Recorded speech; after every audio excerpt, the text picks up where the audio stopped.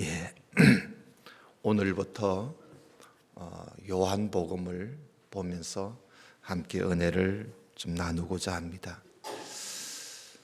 복음서 마태, 마가, 누가, 요한복음은 그 저자들이 다 있습니다.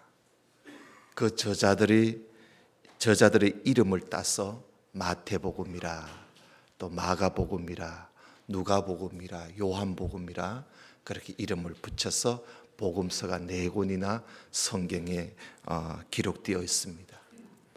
이 저자들이 예수님을 다 보았습니다. 그 저자들이 본 예수님, 그 사람마다 예수님을 보는 그 눈이 다 달랐습니다. 그래서 그 저자들이 자기 자신들이 본 그 예수님을 소개를 한 것이 바로 복음서입니다. 그래서 복음서는 다 특색이 있는 것이지요. 우리가 지난 주일까지 살펴본 누가복음에서는 예수님은 인자이시다, 하나님의 사람의 아들이시다. 그래서 예수님을 사람의 아들이신 예수님으로 소개를 많이 했습니다. 그리고 마태복음은 예수님은 아브라함과 다윗의 그 자손으로 오신, 유대인의 왕으로 오신 그런 주님이시다 하고 소개를 하고 있고요.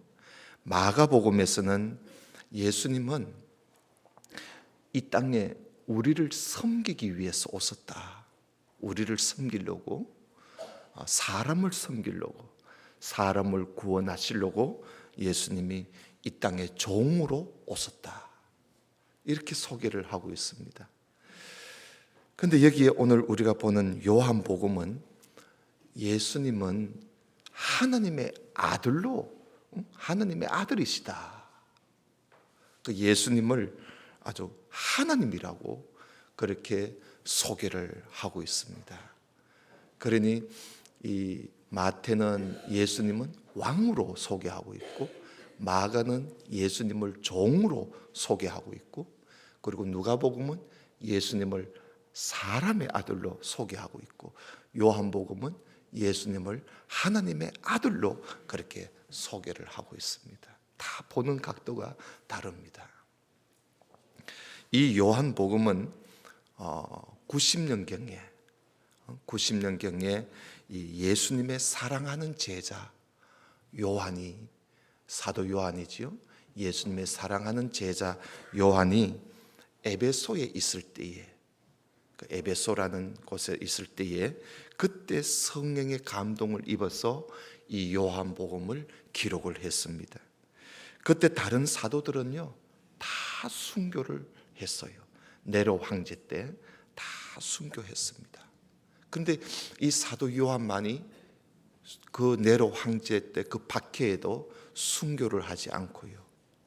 그리고 예루살렘이 70년대 예루살렘이 멸망될 때, 그 멸망되고 난 이후에 이 사도 요한이 에베소로 계속 예루살렘에 있다가 에베소에 와서 머물면서 에베소 교회를 섬기게 됩니다. 거기에 있으면서 아마 그때 이 사도 요한은 나이가 한 90세 넘었을 거예요. 나이 90세가 넘은 그런 늙은 종이 교회를 딱 지키고 있었습니다.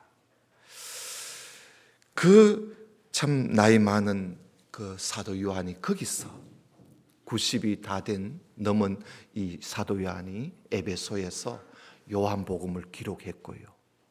그리고 우리가 잘 아는 요한계시록 있지요. 요한계시록도 기록을 했고, 그리고 또 요한 1서, 요한 2서, 요한 3서, 이걸 사도 요한이 다 기록을 했습니다. 나이가 90이 넘어서 말입니다. 성령의 감동을 입어 이 성경을 5권이나 기록한 사람이 이 사도 요한입니다. 특히 이 요한복음은 하나님의 아들 예수님, 하나님의 아들이신 예수 그리스도를 말씀으로, 로고스, 말씀이라고 하면서 태초에 태초에 그 말씀이 있었는데 그 말씀이 육체가 되었어. 육신이 되어서 이 세상에 오셨다는 겁니다. 말씀이 육신이 되어서 이 땅에 오셨다. 그 이야기를 하고 있습니다. 우리 방금 성경 본문을 보았지요. 그래서 왜 이런 이야기를 사도 요한이 복음서를 기록하면서 이 이야기부터 하느냐 하면 이 70년에 예루살렘이 멸망하고 나니까 이 요즘 말하면 그리스지요. 헬라 철학이 이 기독교 안에 들어와 가지고 철학과 기독교 사상을 막 혼합을 시켜 가지고 이상한 이단이 등장하게 됩니다. 이단이 등장해서 그 이단을 그노시스파라 그러는데요. 그 이상한 이단이 등장해 가지고 교회를 온통 교회를 혼란스럽게 만들었습니다. 왜냐하면 이들은요 말을 하기를 우리 사람은 영혼이 있고 육체가 있는데 이게 절대로 합해질 수가 없다는 겁니다. 왜냐?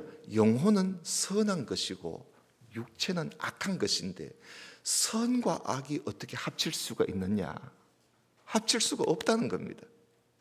그렇기 때문에 영이신 하나님이 육체가 되었다는 것은 이건 있을 수 없다는 겁니다. 어떻게 선하신 그 영이신 하나님이 육체가 될 수 있느냐? 그래서 예수님이 하나님이 육신이 되어서 우리에게 오신 그분이 예수님이라는, 그러니까 하나님이 육신이 되어서 오셨다는 이 사실은 있을 수 없다는 겁니다. 이런 이제 사상을 내놓고 사람들을 가르쳤던 것이지요. 그래서 예수님은 한 인간이지 그분은 하나님이 아니라는 거예요. 어떻게 하나님이 사람이 되어서 올 수 있느냐는 것이지요. 이런 이야기를 퍼뜨리면서 사람들로 하여금 예수님은 하나님의 아들이시다, 예수님은 하나님이시다는 것을 사람들이 믿지 못하도록 그렇게 교회를 혼란스럽게 만들었습니다. 그래서 이 사도 요한이 이 요한복음을 통해서 아니다는 거예요. 예수님은 정말 하나님이 실제로 육신이 되어서 세상에 오신 하나님의 아들, 곧 하나님이시다. 예수님은 곧 하나님이, 사람의 몸이 되어서 우리 가운데 오신 하나님이시지 절대로 예수님은 한 인간에 불과하다고 하는 것은 있을 수 없다 하는 그런 이야기를 요한복음에서 처음부터 하면서, 그래서 이 요한복음은요, 예수님은 누구신가? 예수님은 하나님의 아들, 곧 예수님은 하나님이시다 하는 그런 아주 참 높은 이 지식을 가르쳐주는 복음서가 이 요한복음. 그러니까 다른 복음서보다 상당히 늦게 기록이 되었던 복음서지요. 그래서 여러분 오늘 1장 1절을 다시 한번 봅시다. 태초에 말씀이 계시니라. 이 말씀이 하나님과 함께 계셨으니 이 말씀은 곧 하나님이시니라. 그가 태초에 하나님과 함께 계셨고 만물이 그로 말미암아 지은 바 되었으니 지은 것이 하나도 그가 없이는 된 것이 없다. 이 이야기는 뭐예요? 하나님이 육신이 되어서, 육체가 되어서 우리 가운데 오시기 전에 이야기를 하고 있는 겁니다. 그러니까 하나님이 우리 가운데 오시기 전에 하나님은, 예수 그리스도는 말씀으로 계셨다는 거예요. 로고스, 말씀으로 계셨다. 태초에 말씀으로 계셨다는 거예요. 여러분 여기에서 이 태초라는 말은 여러분들도 잘 알지만 이 창세기 1장 1절에도 태초에 하나님이 천지를 창조하시니라 하는 말씀이 나오지요. 거기도 태초가 나오고, 요한복음 1장 1절에도 태초에 말씀이 계시니라 하는 그 태초가 나옵니다. 자, 어떤 태초가 먼저일까요?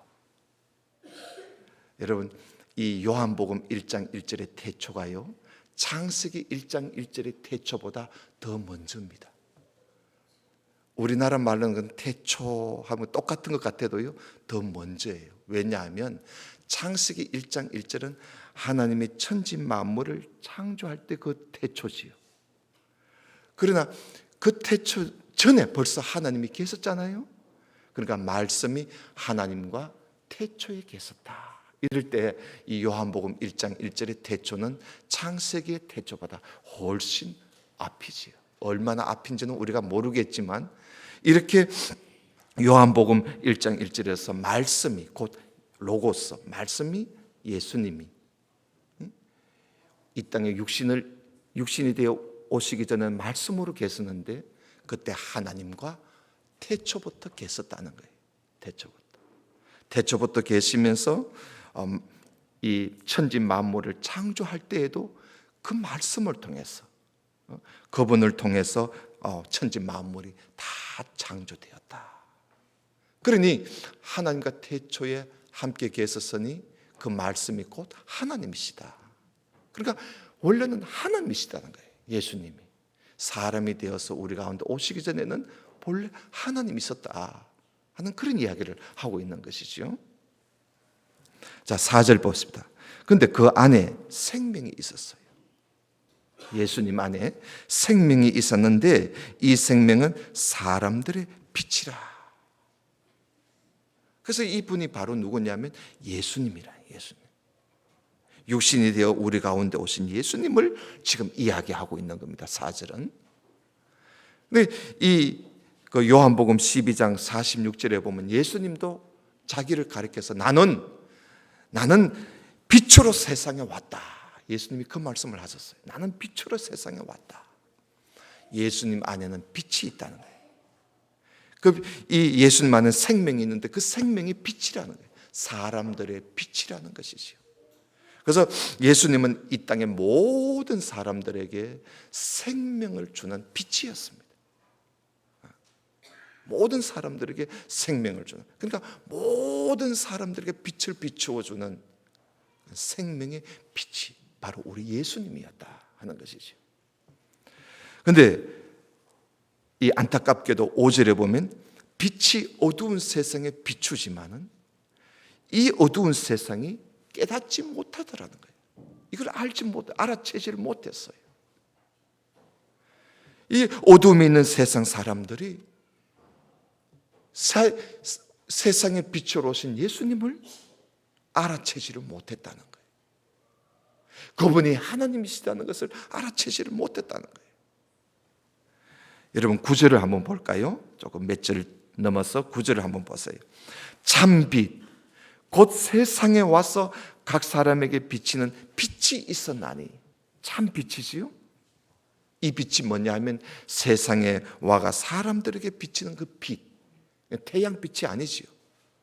하나님으로부터 비치는 빛이었어요. 참 빛이죠. 생명의 빛이었단 말입니다. 이 빛이 있었나니 그가 세상에 계셨으며 세상은 그로 말미암아 지음바 되었으되 세상이 그를 알지 못했어요. 왜 몰랐을까요? 하나님 말씀을 그들이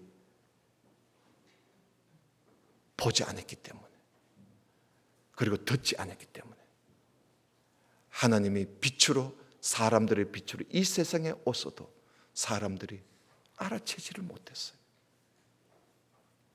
11절에 보여요. 심지어 자기 땅에 오매 자기 백성이 영접하지 않았다는 거예요. 예수님이 자기 땅이 어디예요? 유대 땅이지요. 유대 땅에 오셨는데도 자기 백성들도 예수님을 맞이하지 않는 거예요. 그러니까 참 빛을 세상에 비추었지만 어둠에 빠진 사람들은 참 빛이신 예수님, 예수 그리스도를 깨닫지 못하고 심지어 자기 백성인 유대 백성들조차도 그를 맞이하지 않고 오히려 예수님을 십자가에 못 박아 죽여버리고 말았습니다. 그래서 하나님께서는 이 빛을 증거하기 위해서, 이 빛을 사람들한테 증언하도록 하나님이 많은 종들을 보내셨어요. 그러나 사람들은 그들의 증언을 듣지 않았습니다. 구약에 많은 예언자들 하나님이 보내도 그들은 듣지도 않았고 들으려고도 하지 않았고 길을 틀어막았지요. 그러니까 빛으로 오신 예수님을 이들이 알아채지를 못하는 거예요. 그렇습니다. 우리가요, 성경을 모르면, 성경을 보지 않고 배우지 않고 성경을 모르면요, 오늘 우리 찬양대원들이 다시 오실 주님을 찬양했는데 다시 오실 주님을 우리가 맞이할 수 있을까요? 맞이할 수가 없습니다. 우리도 알아채지를 못할 수가 있습니다. 우리도 깨닫지 못할 수가 있는 겁니다. 그래서 우리가 하나님 말씀을 읽고 듣고 배우고 하는 이 일을 주님 오실 때까지 해야 합니다. 그래야 우리가 말씀을 알아야만이 다시 오시는 그 주님을 우리가 알아채를 수가 있고 맞이할 수가 있는 것이지요. 하나님이 종들을 보내서 예수님에 대하여 증언하도록 사람들을 보냈지만, 종들을 보냈지만 사람들이 그 종들의 말을 듣지 않고 오히려 때리고 죽이고 했습니다. 그래서 예수님이 오셔도 그들이 알지를 못한 것이지요. 예수님이 오시기 바로 직전에 하나님께서는 마지막으로 한 종을 보냈습니다. 그 종이 바로 세례 요한입니다. 참 빛을 증언할 사람을 하나님이 보냈었는데 그는 마지막 선지자였습니다. 그 사람이 바로 세례 요한. 그리고 여러분 6절을 한번 보십시오. 6절에 하나님께로서 보내심을 받은 사람이 났으니 이름은 요한이라. 이 요한은 사도 예수님의 제자 요한이 아니고 세례 요한입니다. 하나님의 보내심을 받은 사람입니다. 7절 보세요. 저가 증거하러 왔으니, 이 사람은 증거하러 왔어요. 뭐를? 빛에 대하여 증거하러 왔습니다. 그래서 증거하고 모든 사람이 자기를 인해서 그 증거를 듣고 믿게 하려고 이 사람이 온 겁니다. 하나님이 보내신 것이지요. 8절에 그는 이 빛에, 이 사람은 참빛이 아닙니다. 이 사람은 참빛에 대하여 증거하러 온 사람입니다. 이 사람은 바로 세례 요한이에요. 그래서 이 세례 요한은 하나님께서 참빛이신 예수 그리스도를 증언하라고 그 앞에 바로 직전에 보낸 선지자였습니다. 그런데 사람들이요, 세례 요한의 증언을 듣지를 않았습니다. 그러나 이 세례 요한은 오로지 참빛을 증언하기 위해서 그는 얼마나 열심히 예수 그리스도를 증언했는지, 자기의 사명을 알고 열심히 예수님을 숨기지 않고 감추지 않고 드러내서 예수님을 증언을 했습니다. 세례 요한의 증언을 오늘 오후에 제가 좀 다루겠습니다. 여기 보면 세례 요한의 증언을 우리가 한 절만 한번 찾아봅시다. 15절에 보면은 요한이 그에 대하여 증언하여 외쳐가로되 내가 전에 말하기를 내 뒤에 오시는 이가 나보다 앞선 것은 나보다 먼저 계심이라 한 것이 바로 이 사람이라고. 그러면서 26절에 요한이 대답하되 나는 물로 세례를 주거니와 너희 가운데 너희가 알지 못한 한 사람이 있었으니 곧 내 뒤에 오시는 그분이시다. 나는 그의 신들매 풀기도 감당치 못하겠노라. 이러면서 세례 요한이요, 예수님에 대해서 열심히 예수님을 드러내놓고 증언을 합니다. 그런데 사람들이요, 세례 요한의 말을 좀처럼 들으려고 하지 않습니다. 그래서 나중에 결국은 세례 요한도 목이 베어서 죽잖아요. 좀처럼 세례 요한의 말을 들으려고 하지 않아요. 그러나 세례 요한이 예수님에 대해서 증언하는 말을 그래도 듣는 사람들이 그래도 있었겠죠. 전혀 없었던 건 아니겠죠. 그래서 이렇게 세례 요한의 증언, 하나님의 말씀의 증언, 예수님에 대한 증언, 여러분 사실 구약이나 신약이나 모두 다 예수 그리스도를 증언하는 말씀 아닙니까? 이 예수 그리스도에 대해서 증언하는 하나님의 말씀을 듣고 알고 깨달아서 예수 그리스도가 하나님의 아들이심을 맞이하는 사람, 믿는 사람에게는 하나님께서 어떤 복을 주실까요? 여러분 11절을 한번 보십시오. 자기 땅에 오매 자기 백성이 영접지 아니하였으나 영접하는 자, 곧 그 이름을 믿는 자, 예수 그리스도가 하나님의 아들이심을 믿는 자들에게는 하나님의 자녀가 되는 권세를 주셨다. 하나님이에요. 예수 그리스도를 맞이하고 예수 그리스도를 받아들이고 예수 그리스도를 믿는 자들에게는 하나님의 자녀가 되는 권세를 하나님이 주신다는 거예요. 하나님이 주셨으니 이는 혈통으로나 육정으로나 그리고 사람의 뜻으로 나지 아니하고 오직 하나님께로서 난 자들이다. 하나님의 자녀가 된다는 것이지요. 여러분 세례 요한의 증언을 듣고 성경의 증언을 듣고 우리는 오늘날 성경의 증언을 듣고 있잖아요. 이 성경의 증거, 성경의 증언입니다. 이 성경의 증언을 듣고 예수 그리스도를 영접하는, 맞이하는 자, 예수 그리스도를 믿는 자들에게는 하나님이 하나님의 자녀가 되는 특권, 하나님의 자녀가 되는 권세를 하나님께서 주신다는 겁니다. 자, 그렇다면 여러분 이 권세, 이 특권은 오늘 예수 그리스도를 믿는 우린 모두는 이 특권을 하나님께로부터 받은 것입니다. 믿습니까? 믿습니까? 우리가 이 특권을 다 받은 것입니다. 여러분 이 특권은 아무에게나 주어지는 게 아닙니다. 여러분 특권은요 아무에게나 다 주면 그 특권이 아니지요. 권세는 아무에게 다 주면 권세가 아니에요. 이 권세 특권은요 하나님께로부터 특별히 받은 자들. 그 누가 받느냐? 예수님이 하나님의 아들이심을 믿는 사람, 예수님이 곧 하나님이시다는 것을 믿는 그리고 받아들이는 사람에게 하나님은 그 권세, 그 특권을 주셨다는 겁니다. 여러분 13절에 보면 이 특권은요 혈통, 다시 말하면 가문으로 이 특권이 주어지는 게 아니라는 겁니다. 제가 중국에 가보니까 중국은요 한 10%는 특권을 누려요. 나머지는 다 어렵게 살아요. 중간층이 없어요. 그러니까 이 10% 중국의 사람의 이 10%가 이 사람들이 모든 특권을 다 누리고 있는 거예요. 국민들은 형편없이 살잖아요.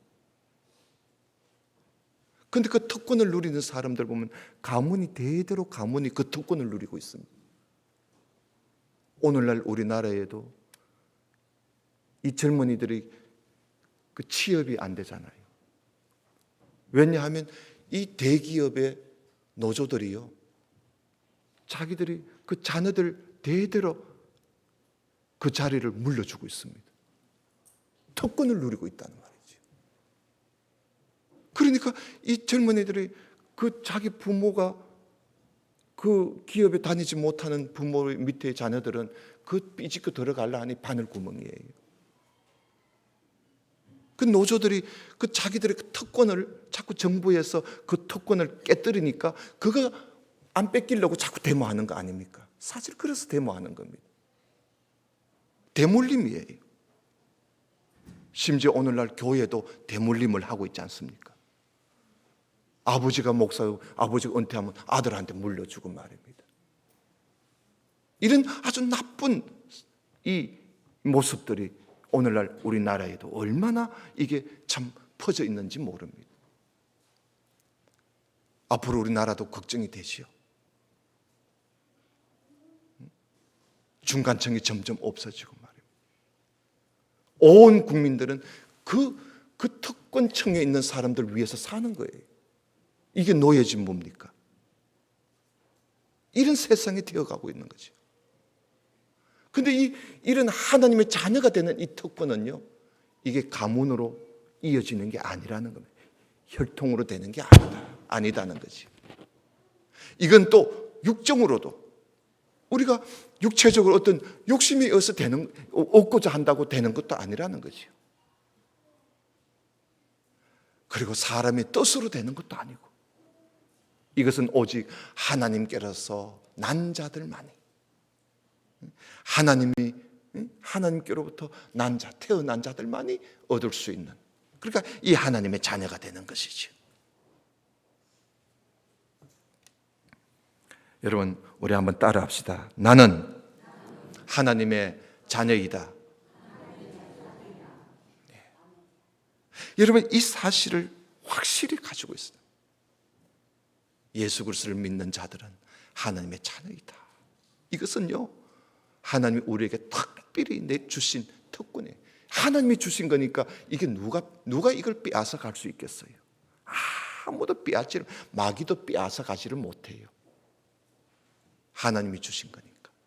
그래서 여러분, 나는 하나님의 자녀다, 나는 하나님의 아들이요, 나는 하나님의 딸이다 하는 사실을 우리가 분명히 확신하고, 우리가 어딜 갔어도 하나님의 자녀답게 살고, 어딜 갔어도 무엇을 하더라도 나는 하나님의 자녀다 하는 사실을 여러분 한순간도 잊어서는 안 됩니다. 하나님이 주신 특권 아닙니까? 아무에게도 주는 게 아니에요. 오직 하나님께로부터 난 자들만이 얻을 수 있는 이 특권을 내가 예수 그리스도를 믿고 예수 그리스도를 내 마음에 영접하는 자에게 하나님이 주신 특권입니다. 또 하나가 있습니다. 여기 보면 예수님께서는요, 은혜와 진리가 충만하신 분이신데, 우리가 그 은혜와 진리를 예수 그리스도를 통해서 우리가 또 받으면서 산다는 것이요. 그 우리가 하나님의 자녀된 사람들은 이 세상에서 돈으로 사는 게 아닙니다. 돈과 재물 가지고 사는 게 아니에요. 하나님의 자녀가 된 사람들은 예수 그리스도를 통해서 은혜를 받고 진리를 받아서 예수 그리스도의 은혜와 진리로 사는 것이, 그게 하나님의 자녀입니다. 그래서 여러분 17절 보세요. 17절에 보면은 율법은 모세로 말미암아 주신 것이지만 은혜와 진리는 예수 그리스도로 말미암아 온 것입니다. 그래서 14절에 보면 말씀이 육신이 되어 우리 가운데 거하심에 우리가 그 영광을 보니 아버지의 독생자, 아버지의 아들의 영광이고 은혜와 진리가 충만하더라. 그 예수님에게는 은혜와 진리가 충만하신 거예요. 그런데 하나님께서 이 충만한 은혜와 진리를 예수 그리스도를 통해서 하나님의 자녀가 된 우리에게 그 은혜와 진리를 주시는 것이죠.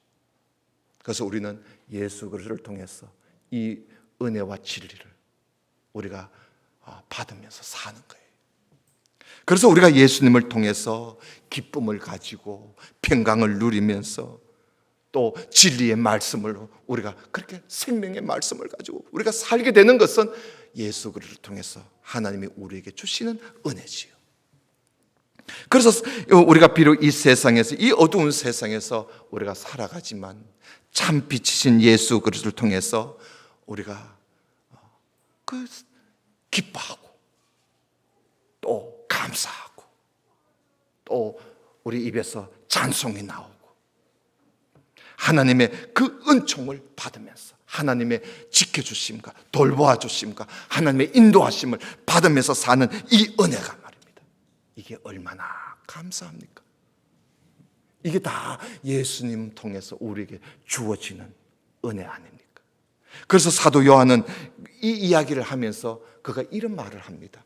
여러분 16절을 보세요. 사도 요한이 우리가 다 그의 충만한 데서 받으니, 우리가 다 예수 그리스도의 그 충만한 데서 우리가 은혜와 진리를 받으니 은혜 위에 은혜로다 하고 사도 요한이 얼마나 감격해 합니까? 야, 예수님을 통해서 이런 은혜와 진리를 그 충만히 받고 사니 정말 은혜 위에 은혜다 하고 요한이, 이 사도 요한이 감격을 하는 거예요. 여러분, 우리도 이런 감격 가지고, 우리가 그렇지 않습니까? 정말 하나님께로부터 은혜를 받으며 사는 일이 얼마나 많습니까? 평강을 누리면서 살잖아요. 남들은, 이 세상 사람들은 우리가 가지고 있는 이 은혜와 이 진리를 세상 사람들은 모르고 있습니다. 모르고 있어요. 그래서 사람들은 우리가 예수님 안에서 기뻐하고 예수님 안에서 우리가 염려하지 않고 감사하면서, 오히려 감사하면서 사는 모습을 보면 세상 사람들이 우리를 이상하게 보지요. 그들은 그런 은혜와 진리가 없는 사람. 그러나 우리는 예수 그리스도 통해서 은혜와 진리를, 그것도요 충만히 받고 있으니, 충만히 받고 있으니 이게 얼마나 감사한 일입니까? 그래서 이 사도 요한은 은혜 위에 은혜로다, 은혜 위에 은혜로다. 사실 이 16절의 이 말씀은 사도 요한의 찬송이기도 해요. 은혜 위에 은혜로다. 사랑하시는 성도 여러분, 우리는 참빛, 사람에게 비추는 참빛이신 예수 그리스도, 예수님을 내가 믿음으로 영접함으로 하나님의 자녀가 되는 권세를 내가 받았어. 나는 이제 하나님의 자녀가 되었다. 하나님의 자녀가 되었다. 하나님께서는 우리를 그런 특권을 주신 겁니다. 이거 아무나 가질 수 있는 게 아니에요. 이 특권을 하나님이 우리에게 주셨습니다. 여러분, 이 특권, 하나님의 자녀가 된 우리들을 예수 그리스도를 통해서 우리에게 오는 이 은혜와 진리를 여러분 조금 받지 말고, 예수님은 그 은혜와 진리가 충만하십니다. 충만하시는 거예요. 모자람이 없어요. 예수 그리스도를 통해서 은혜를 넘치게 받고 진리를 넘치게 받아서 은혜와 진리가 충만한 그런 우리 성도가 되시기를 우리 주님의 이름으로 축원합니다. 기도드립시다. 하나님 아버지, 감사합니다. 우리가 무엇이 간데 우리를 하나님의 자녀로 세워주시는 이 권세, 이 특권을 하나님께서 우리에게 허락해 주시니 참으로 감사합니다. 예수 그리스도를 하나님의 아들 하나님이심을 믿고 예수 그리스도를 영접하는 자들에게 주는 이 특권을 하나님께서 오늘 우리에게도 이 특권을 주시고, 특권을 주신 것만도 감사하온데 예수 그리스도를 통하여 은혜와 진리로 항상 넘치도록 우리에게 주시니 참으로 감사합니다. 예수 그리스도를 통하여 날마다 은혜와 진리로 충만하여 우리 주님 오시는 그날까지 은혜 충만, 진리 충만한 우리 성도들 다 되게 하여 주시옵소서. 예수님 이름으로 기도드리옵나이다. 아멘.